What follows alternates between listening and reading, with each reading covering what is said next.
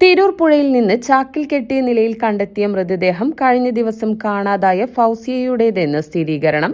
പുറത്തൂർ പടിഞ്ഞാറക്കര തിരൂർ പുഴയിൽ നിന്നാണ് ചാക്കിൽ കെട്ടിയ നിലയിൽ മൃതദേഹം കണ്ടെത്തിയത്. അണ്ടിപ്പാടിൽ ഹുസൈനെയും ഭാര്യ ഫൗസിയെയും ബുധനാഴ്ച രാത്രി മുതലാണ് കാണാതായത്. പോലീസ് അന്വേഷണം നടക്കുന്നതിനിടയിലാണ് ഫൗസിയയുടെ മൃതദേഹം കണ്ടെത്തിയത്. മത്സ്യബന്ധന തൊഴിലാളിയാണ് ഹുസൈൻ. സ്ഥിരമായി മദ്യപിച്ച് വീട്ടിലെത്തുന്ന ഹുസൈൻ ഭാര്യ ഫൗസിയയെ ഉപദ്രവിക്കാറുണ്ടെന്ന് ഇവരുടെ മക്കൾ മൊഴി നൽകി. കാണാതായ ബുധനാഴ്ചയും ഹുസൈൻ വളരെ ക്രൂരമായി ഫൗസിയയെ മർദ്ദിച്ചിരുന്നു.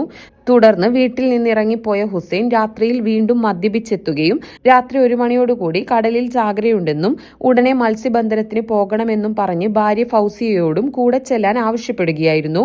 എന്നാൽ ഇതിന് വിസമ്മതിച്ച ഫൗസിയയെ നിർബന്ധിച്ചു കൂട്ടിക്കൊണ്ടു പോകുകയായിരുന്നുവെന്നും മക്കൾ പോലീസിന് മൊഴി നൽകി.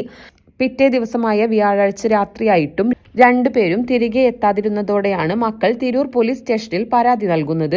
25-കാരനായ മകനും 15-കാരിയായ മകളുമാണ് ഇവർക്കുള്ളത്.